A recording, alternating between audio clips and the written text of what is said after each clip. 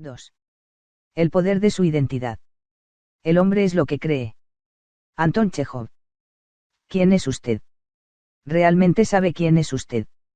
Esta pregunta es de trascendente dimensión y en este capítulo veremos por qué. Mire, es muy posible que en varias ocasiones en su vida se haya hecho esta pregunta, y también es muy posible que la haya dejado de lado por la dificultad para responderla.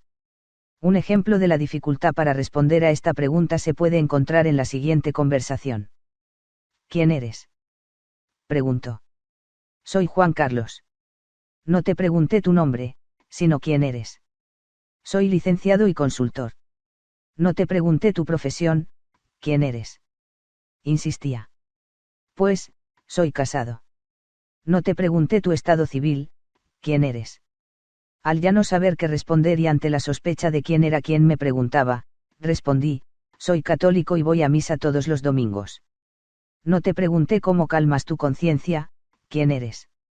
Y así sucesivamente siguió cuestionándome una y otra vez sin que yo supiera responder atinadamente. Al parecer, la respuesta no era tan sencilla, pero lo que más me llamó la atención es que lo difícil era detenerme a pensar, sí, detenerme a pensar en mi propia identidad. Creo que lo que me pasó, al igual que puede pasarle a usted, es que no me daba tiempo para pensar en mí mismo, pensar lo que yo era en verdad, y precisamente ahí es cuando uno empieza a caminar por senderos de la vida sin saber absolutamente nada de uno mismo. En el capítulo anterior empezamos a descubrir lo que es el ser humano, y muy posiblemente usted ya me quiera responder, pues yo tengo la respuesta, soy un ser espiritual con un componente físico. ¿Alguna otra duda? Pues bien, con gran razón lograría responder eso a la pregunta que es el ser humano, pero en esta ocasión nos hemos hecho otra pregunta, ¿quién es usted? Existe una sutil diferencia entre ambas preguntas porque aunque usted me dijera que es un ser humano y, por tanto, pareciera que se trata de la misma pregunta, permítame confesarle que no es tan simple. Estoy de acuerdo con usted en que somos seres humanos y por ello somos fundamentalmente espirituales con un componente material, sin embargo, a nivel operante, a un nivel más tangible, necesitamos responder a una identidad personal, no tan solo a una identidad genérica. Es tan importante, la fuerza de nuestra propia identidad, que en base a ella es cómo nos comportamos. Permítame ilustrar el concepto con una pequeña fábula. Se encontraba un escorpión merodeando por el bosque, cercano a un río. El escorpión tenía la necesidad de cruzar el río pero, como usted sabe, los scorpions no pueden entrar al agua porque mueren. Entonces, mientras el escorpión iba acercándose al río observó a lo lejos a una rana. Se acercó a ella y la saludó. Buenas tardes, Sra. Rana.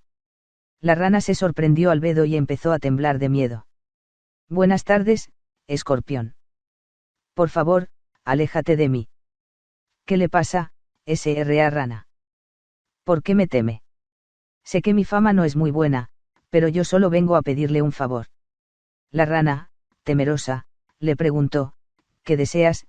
¿En qué te podría servir yo? Necesito cruzar el río.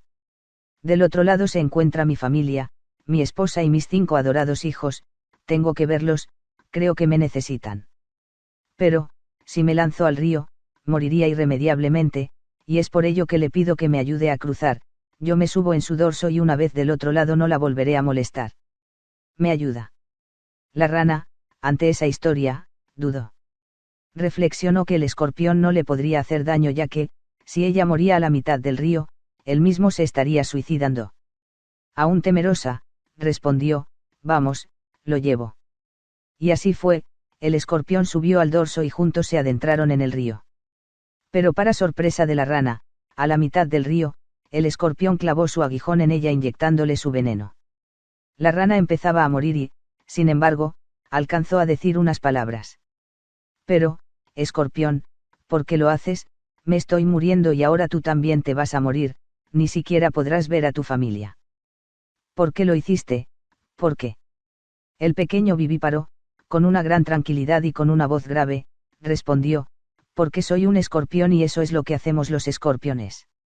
Ahí está, eso es el poder de la identidad.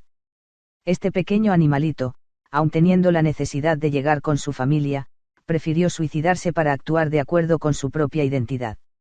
Su comportamiento fue una lógica y natural consecuencia de su identidad. De la misma manera operamos usted y yo. Supongamos que alguien le propusiera liquidar a cierta persona. Ya sabe, está de moda por todo el mundo que cuando alguien estorba se le puede matar. ¿Lo haría? ¿Sería capaz?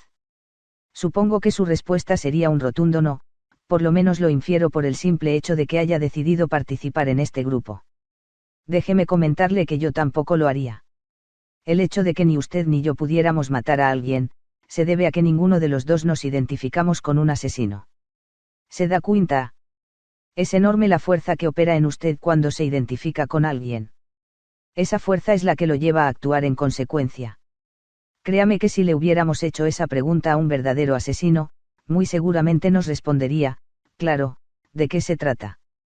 El ser humano siempre actúa en consecuencia a la identidad que percibe de sí mismo. Así, cuando usted elige, la forma en que lo hace siempre obedecerá a la identidad con la que se conoce usted mismo.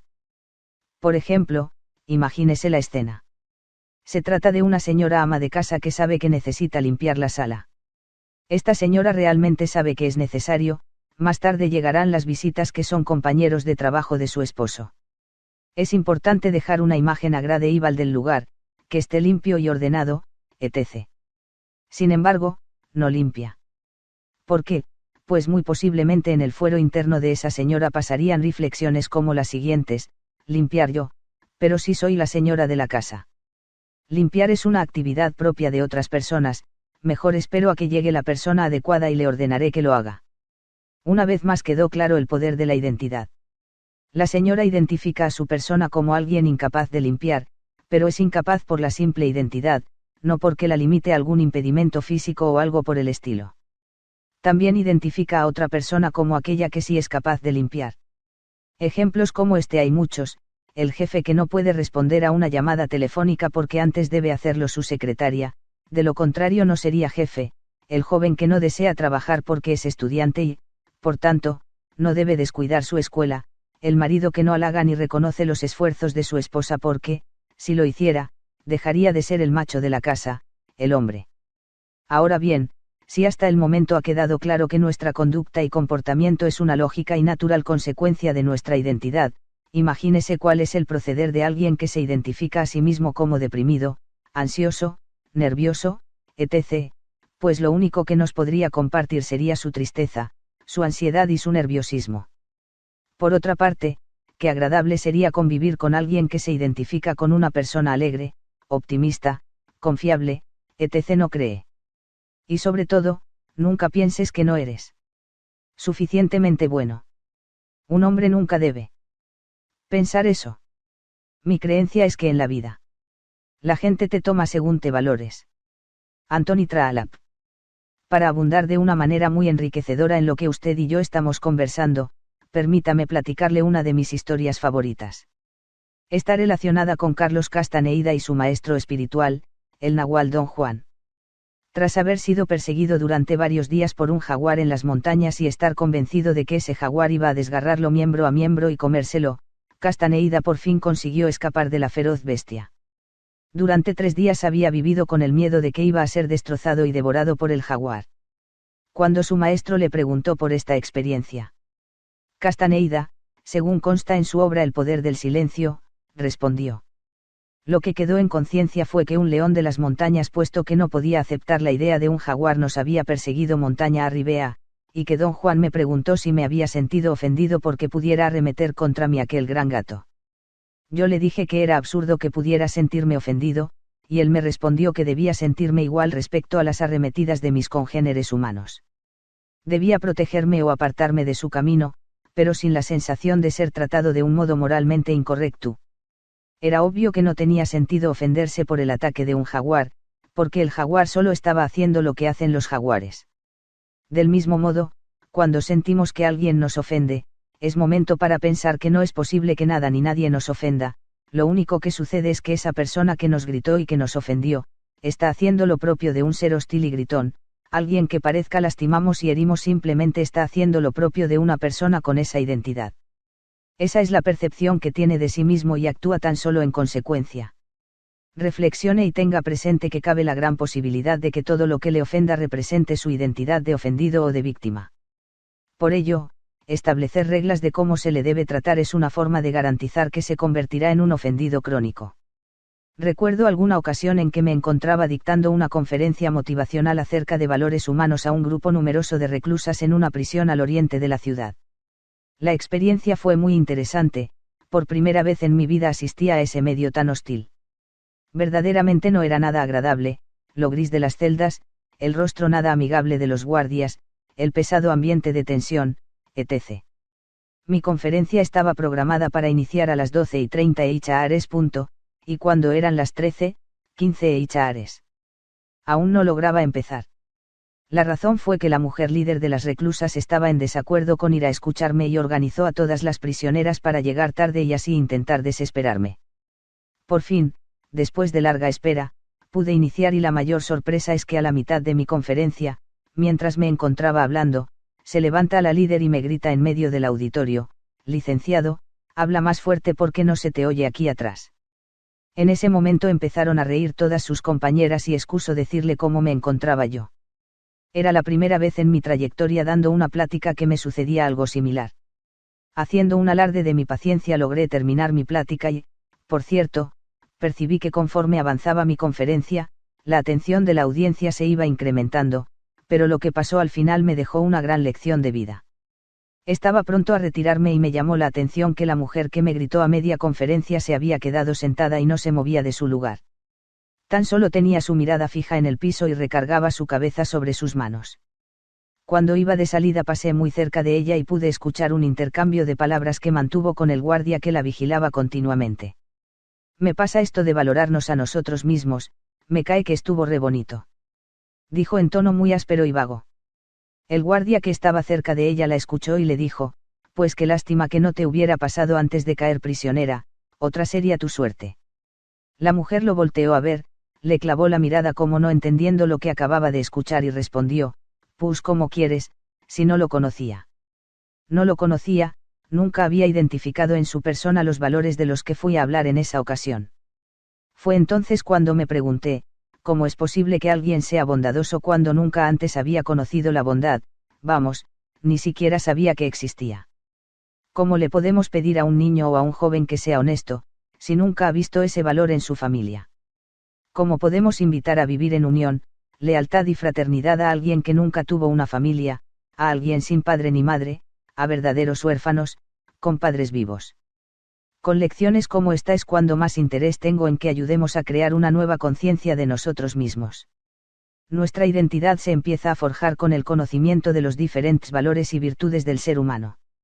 No nacimos con una identidad ya predeterminada. Cuando usted ha asistido a un hospital para felicitar a la mamá que tuvo a su primer hijo, ¿qué pregunta suele hacer? ¿Qué fue, niño o niña? ¿Verdad que es la pregunta más común? Pues bien, puede preguntar eso y la respuesta de la nueva mamá también podría ser una de dos: niño o niña.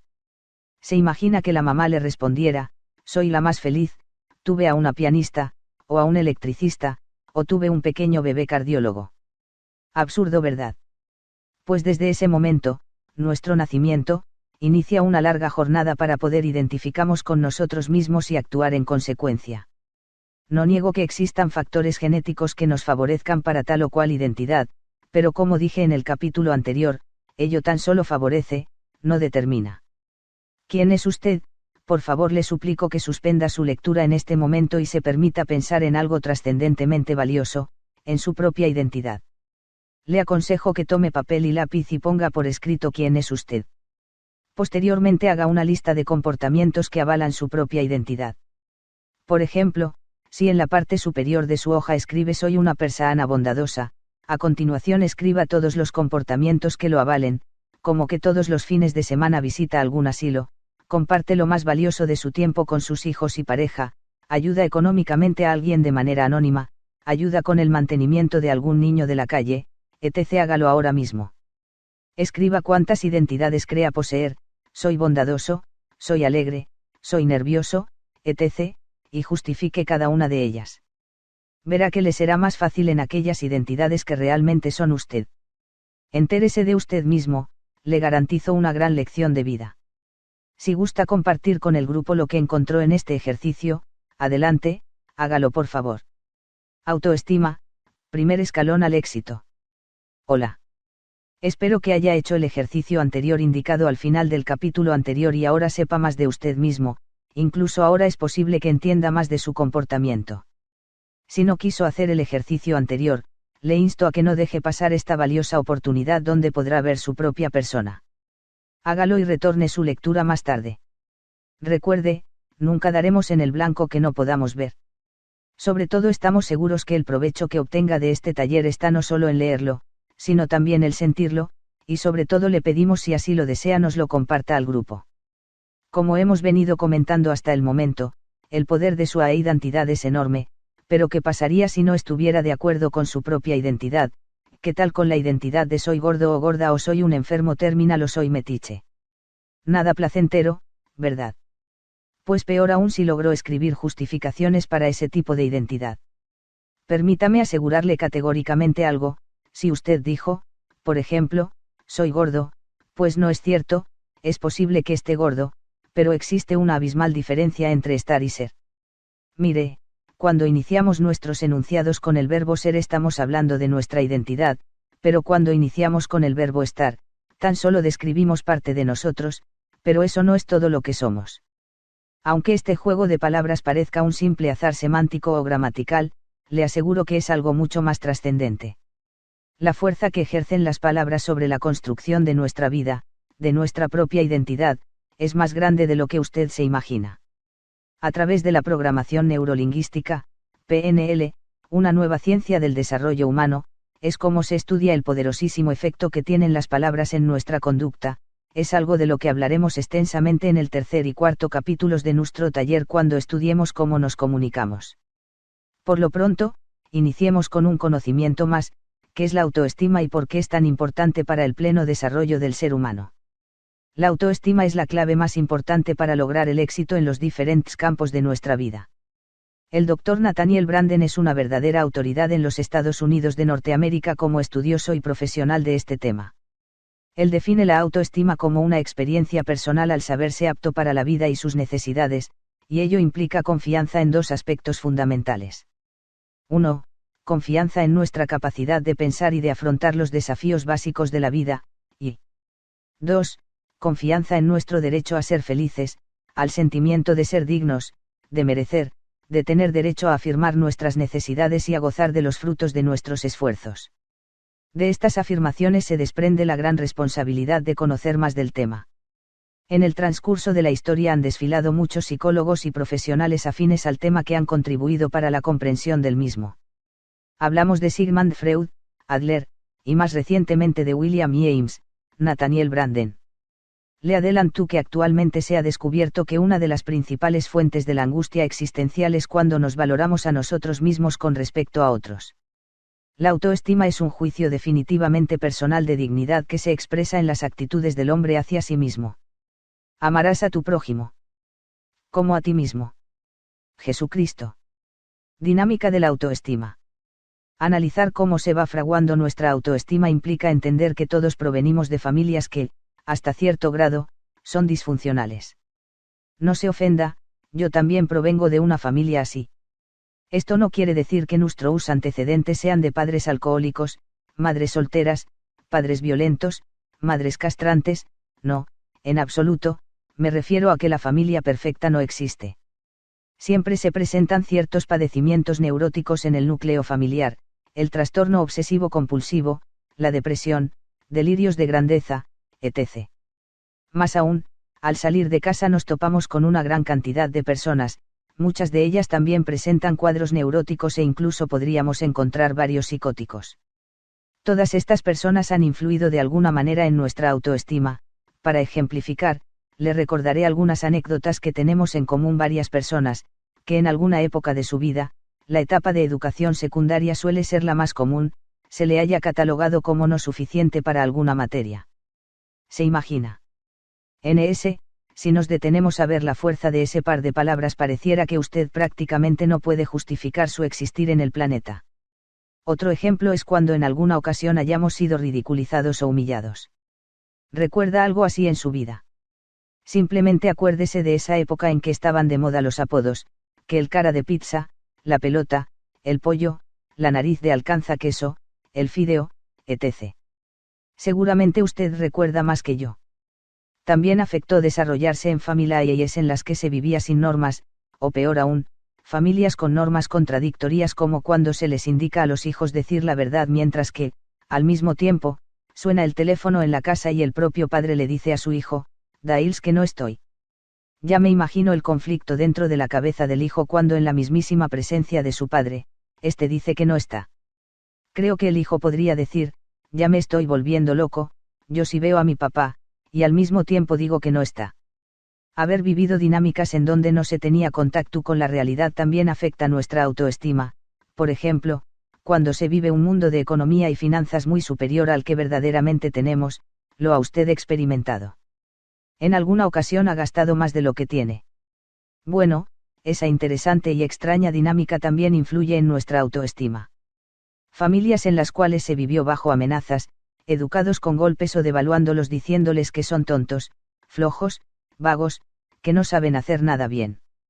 Peor aún el manejo de comparaciones donde nos compararon negativamente contra el hermano o familiar de mayor aprobación, sembrando en nuestro subconsciente el mensaje. Tú no puedes, otros son mejores y cosas desagradables por el estilo que después de tantos años siguen presentes en nuestra vida a través del subconsciente. Sin embargo, no crea que todo es negativo, eso es absolutamente lo contrario a mi perspectiva de vida.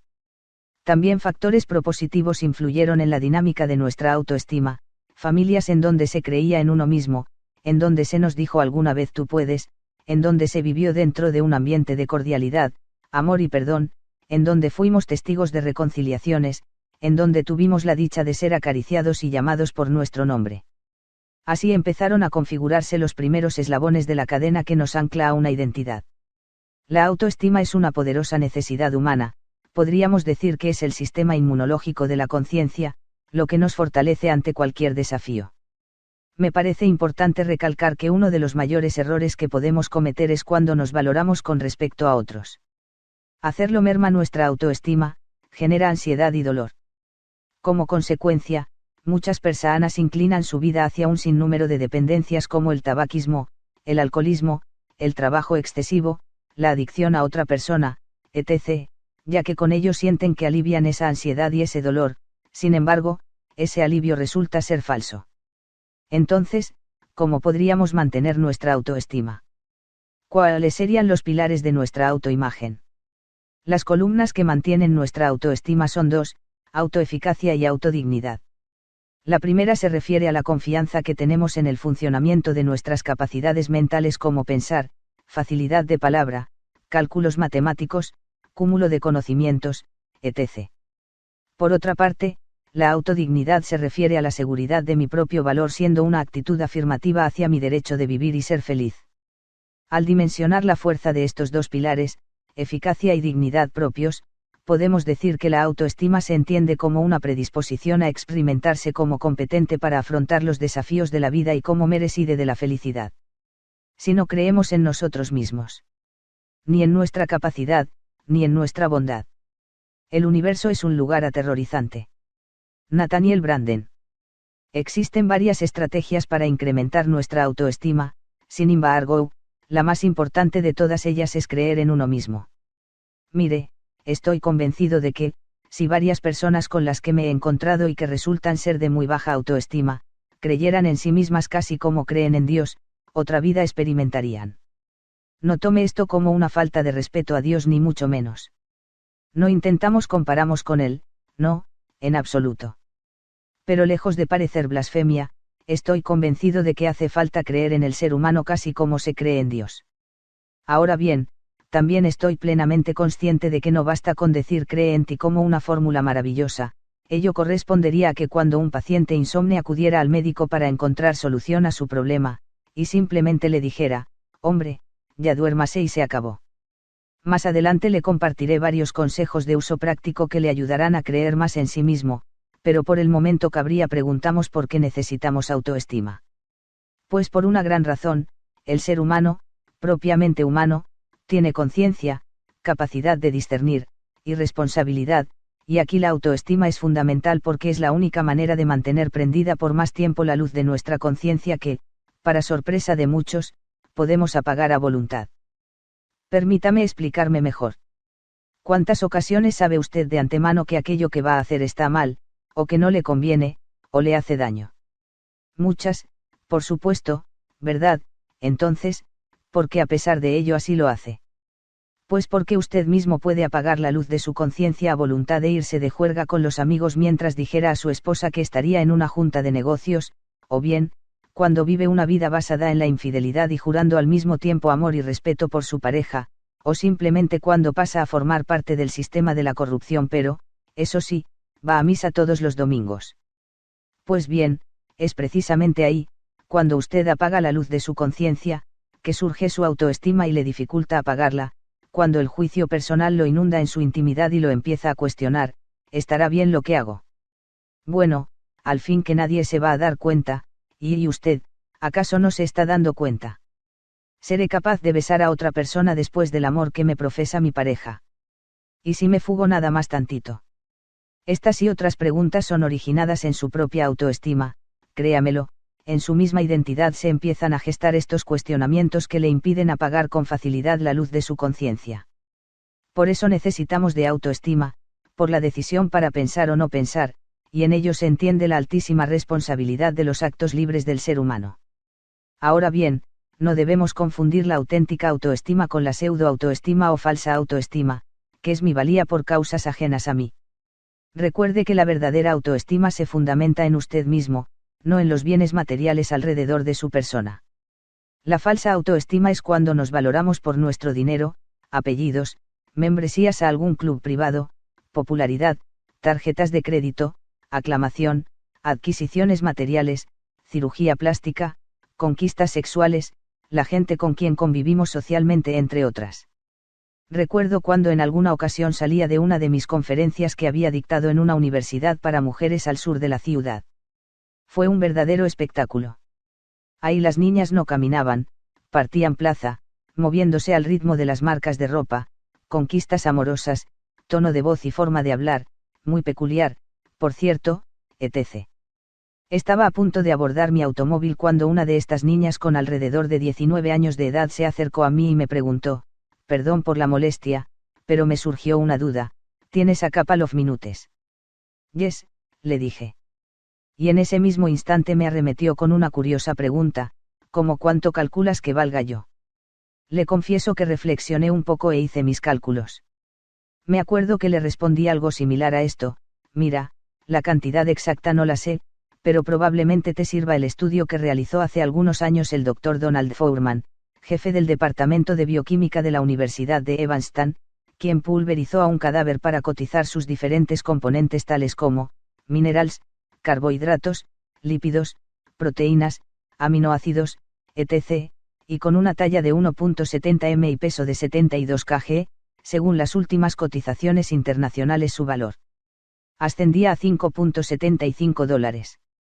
Ahora bien, si tú eres más corta de estatura y de menor peso, pues andarás alrededor de los $4,50. No logré entender por qué simplemente se dio media vuelta y se fue. La auténtica autoestima es una íntima experiencia que habita en uno mismo, y que nadie en el mundo puede ni debe decirnos cuánto valemos. Este nivel de autoestima nos confiere la capacidad y el valor para actuar y lograr alcanzar metas, teniendo al final un profundo sentido de orgullo propio, entendiéndose este como un premio emocional. La auténtica autoestima es una experiencia tan íntima que me permitiré explicarlo mejor con una metáfora. Se encontraba un buen hombre, de oficio globero, caminando por el parque en una tarde veraniega y tratando de vender sus globos. En esa ocasión llevaba muchos globos de muy variados colores, rojo, azul, blanco, negro, morado, verde, etc. Después de caminar varios minutos, se le acercaron muchos niños queriendo adquirir uno de sus fantásticos globos, cuando, de repente, llegó toda una pandilla de pequeños traviesos que al empujarlo, hicieron que se le escaparan de entre sus manos un grupo de 3 o 4 globos. Se habían escapado hacia el cielo. El globero miró a los pequeños rapaces con un poco de enojo al haber perdido esa venta, pero después de unos momentos, y gracias a la gran inteligencia de este buen hombre, todo volvió a la normalidad y siguió vendiendo. Lo más curioso es que lejos de la escena lo observaba un pequeño de 8 años que había visto todo, cómo vendía sus globos, cuando llegaron los niños y habían volado los globos de ceolores, etc. Este niño era muy tímido, pero cuando el buen hombre, el globero, se percató del pequeño escondido tras un árbol lejano, se acercó a él y le preguntó: ¿qué te pasa? ¿Por qué no juegas como los otros niños? El pequeño, quien era negro y de pelo emulado, respondió: es que no me juntan a jugar. El buen hombre le dijo: ven, sal de ahí y te regalaré un globo. ¿Te agrada la idea? El infante salió de inmediato y le hizo una última pregunta, como temiendo por la respuesta: oiga, señor globero, hace rato observé cuando volaron los globos de colores y tengo una duda, el globo negro que usted tiene, si lo suelta también logrará subir.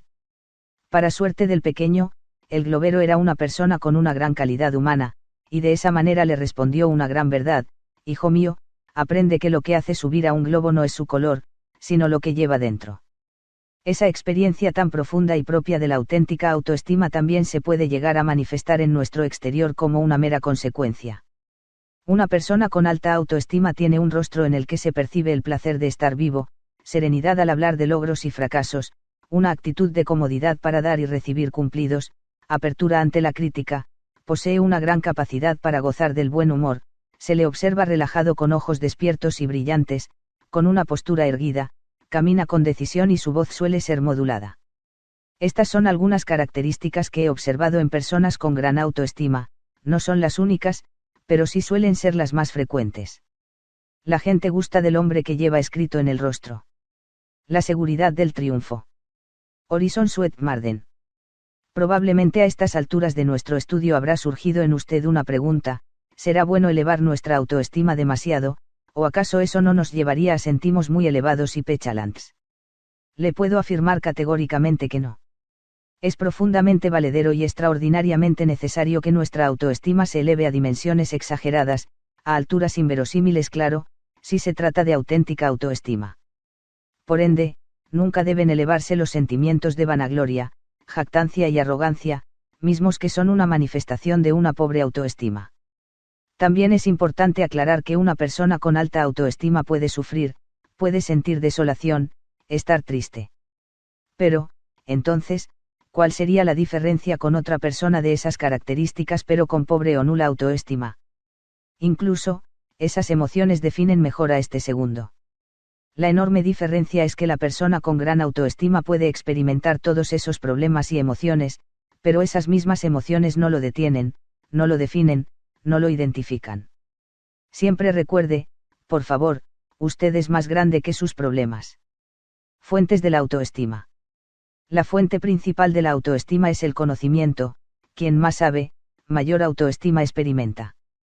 Todo el combustible que pueda proporcionar a su inteligencia redundará en mayor autoestima. Usted lo ha experimentado. Recuerda aquella ocasión en la que necesitaba saber algo para salir de un problema, y ese algo usted lo sabía. Se acuerda cuando dio la respuesta y todo el mundo se lo agradeció. ¿Qué tal se sentía? Podría jurar que la divina garza se quedaba muy corta junto a usted. Pues bien, esa es la conexión a la que me refiero cuando afirmo que el conocimiento es la principal fuente de autoestima. Entre más sepa, más seguridad experimentará para elegir en su vida, ver capítulo 1. Además, existen fuentes directamente involucradas en nuestra autoestima: la integridad del ser, la conciencia, la voluntad de ser eficaz y, muy impetante, el distanciamiento estratégico. Entiéndase por distanciamiento estratégico la prudente e inteligente distancia que debe existir entre usted y sus problemas. Insisto en que siempre tenga presente la siguiente frase: yo soy más grande que mis problemas. Incluso, permítame recomendarle que la escriba con letras grandes y la coloque en un lugar donde diariamente la pueda leer. Un espejo es una muy buena opción. Los resultados de esta autosugestión son formidables. La gran meta a la cual lo quiero invitar es a que logre pensar independientemente. Si logra poder pensar sin verse influenciado por los rumores, por los vecinos, por sus amigos, por su mamá, por el horóscopo, etc., le puedo garantizar de una manera rotunda y contundente que su autoestima se elevará como la espuma de una cerveza. Se imagina poder decidir sin tener que consultar al oráculo todas las mañanas, se imagina poder elegir el color de su ropa sin tener que darle gusto a su madre o a su esposo, se imagina poder salir a pasear sin llevar cargo de conciencia por no avisarle a un familiar determinado. Si lo logra imaginar ya ha dado un gran paso, ahora simplemente faltaría dar el paso definitivo, iniciar la acción concreta para obtener los resultados.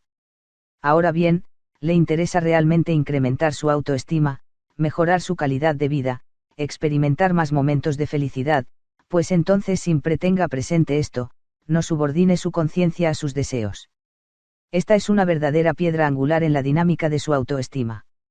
Mire, líneas atrás comentábamos acerca de que usted bien sabe cuándo hace mal o cuando algo le hará daño, ¿no es así? Pues esa es la valiosísima información que le proporciona su conciencia. Sin embargo, debido a que usted puede apagar esa luz de su conciencia a voluntad, es posible que quiera obedecer a sus deseos, pero cuando estos son diametralmente opuestos a lo que le dicta su conciencia, se presenta el conflicto. Un conflicto interno en donde pone a prueba su integridad, sus valores, sus virtudes, su dimensión humana, y cuando hace caso omiso de su conciencia, subordinándola a sus deseos, surge tarde o temprano el arrepentimiento, ya sea explícito o implícito. Esa sensación de amargura subsecuente merma nuestra autoestima, daña nuestro sistema inmunológico de conciencia, nos identifica plenamente con el autosabotaje. El resultado es muy posible que ya lo haya experimentado en más de una ocasión, ¿verdad? Pero ahora que usted y yo estamos en confianza, le pregunto, ¿le agradó? ¿Acaso sintió orgullo de sus debilidades? No creo. Sin embargo, la otra cara de la moneda tiene su gran recompensa. ¿Qué tal cuando obedeció a su conciencia e hizo caso omiso de sus deseos más banales? En otras palabras, ¿qué tal cuando estaba a dieta y no se comió el postre que tanto deseaba? Es una sensación heroica, ¿no cree? Cuando pudo ser infiel y prefirió regresar a casa para cenar con los suyos, se dimensionó a un nivel más humano que nunca. Cuando pudiendo robar prefirió guiarse por la virtud y se negó a participar en ese negocio, automáticamente se postuló como un ser humano auténtico, íntegro, digno de sí. Pues esa emoción de triunfo, de éxito, es la que lo debe acompañar diariamente, usted decide. Vivir a la sombra y ocultándose de la luz, o vivir con la frente en alto, desprendiendo luz a su paso y emocionándose por existir. Recomendaciones para incrementar la autoestima. Cuando hacemos lo mejor que podemos. Nunca sabemos qué milagro se produce. En nuestra vida o en la vida de otros. Helen Keller. Con el debido respeto que usted me inspira y con la confianza que hemos entablado en estos últimos días, me permito recomendar una gran estrategia para incrementar su autoestima: acéptese tal cual es. La autoaceptación es la clave del concepto. Hace ya algunos años que me visitó a mi consulta una niña cuyo sueño era tener una nariz respingada. Ella era muy bonita, a mi parecer no necesitaba ninguna cirugía plástica, pero cuando me dijo que todas las noches se acostaba con una cinta adhesiva que se colocaba de la nariz hacia atrás, hasta la coronilla, fue cuando me expliqué el por qué había llegado al psiquiatra. Acéptese tal cual es. Está bien que siempre queramos mejorar, pero eso no implica sufrir por nuestro estado actual. Cuando le recomiendo que se acepte, ya sea usted flaco, gordo, pobre, feo, jorobado, con mal aliento, etc., pero por supuesto que puede cambiar, recuerde que puede cambiar su propia identidad, pero no padezca su estado actual. Recuerdo cuando a un gran maestro mío lo invitaron a dictar una conferencia en un congreso juvenil con una asistencia cercana a los 2000 jóvenes. Me platicó que, al igual que él estaba en la mesa de honor la Miss Universo de ese año, 1990. Por falta de organización y demás circunstancias propias de un evento de esa magnitud, sucedió un percance al no poder llegar el conferenciante invitado, entre la sorpresa para los organizadores. La ansiedad del momento, las cámaras que estaban filmando el evento, etc., los organizadores decidieron que la Miss Universo pasara al podium y tomara la palabra para que improvisara un pequeño discurso. Pues ya se imagina, esas mujeres son muy bellas en verdad, pero nada más. Cuando le solicitaron unas palabras, se puso nerviosísima porque no lo llevaba preparado y no sabría qué decir. Sin embargo, con las prisas, la presión del público, lo súbito del momento, llegó hasta el podium y dijo el mejor discurso que se haya escuchado en el Congreso: jóvenes, yo solo puedo decirles una cosa, una persona muy bella, fácilmente es usada, difícilmente amada. Dio las gracias y regresó a su asiento. No se escuchaba ni una sola voz, el auditorio en su totalidad se encontraba impávido ante tal afirmación, casi como usted se encuentra ahora. Se imagina la escena. La mujer más guapa del mundo diciendo eso. Es realmente para pensarse, mas no crea por ningún motivo que soy partidario de la fealdad, en absoluto, ser feo no es ninguna virtud. Lo que llego a reflexionar es que no debemos apoyar nuestra valía tan solo en nuestro físico. No se imagina la cantidad de personas que he podido conocer que se han practicado algún tipo de cirugía plástica. La inmensa mayoría de ellos viven con una ansiedad crónica, latente, ante la posibilidad de que alguien los descubra. Qué trágico ha de ser recibir un saludo como este cuando uno se ha operado: hola, ¿eres tú quien está debajo de eso? No me lo quiero ni imaginar.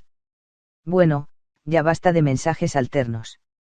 Tan solo le quiero recomendar 12 estrategias concretas para incrementar su autoestima en la vida práctica, mismas que más adelante comentaré. 1. Haga un inventario de sus cualidades personales. 2. Arréglese, vístase bien, no importa la ocasión, siempre es bueno y sobre todo piense que lo hace primero por usted porque lo vale. 3. Lea libros propositivos y de superación profesional. 4. Asista y escuche conferencias motivacionales. 5. Emprenda algo, inicie un proyecto. 6. Pertenezca a un club de personas positivas. 7. Reúnase con personas entusiastas. 8. Escriba una lista de sus victorias y éxitos pasadas y léalas con frecuencia. 9. Evite ver películas de horror, suspenso o maldad. 10. Hable en público, dicte conferencias. 11. Aprenda del fracaso. 12. Haga algo por alguien. Le puedo afirmar que si usted practica diariamente por lo menos 5 de estos puntos, su calidad de vida mejorará de una manera extraordinaria. En la primera recomendación realizará un inventario de sus virtudes y cualidades. Espero que en el ejercicio pasado, cuando hablábamos de su identidad, ya lo haya iniciado. Es muy fortalecedor saber sus cualidades. Además, es muy importante que independientemente de la ocasión, vista bien. Su imagen habla mucho de usted, y lo más importante es que habla con usted mismo, esa es la clave. Recuerda cómo se ve cuando acaba de despertarse luego de una noche tormentosa. Recuerda cómo se ve cuando termina de arreglarse para salir a una gran cena. ¿Qué prefiere? Pues entonces arréglese, es sano hasta para sus propios familiares. No caiga en el juego dominical de autocomplacencia cuando piense: ¿para qué me arreglo si hoy no viene nadie? Reflexione: su esposa o esposo es nadie, sus hijos son nadie. Vista bien, incluso su familia se lo agradecerá. Leer literatura que enriquezca el espíritu es de lo más saludable que pueda practicar, tal cual lo está haciendo ahora mismo. No es verdad que se siente muy, pero muy bien. Bajo la misma tesitura le recomiendo amplísimamente que no lea con mucha frecuencia el periódico ni literatura por el estilo.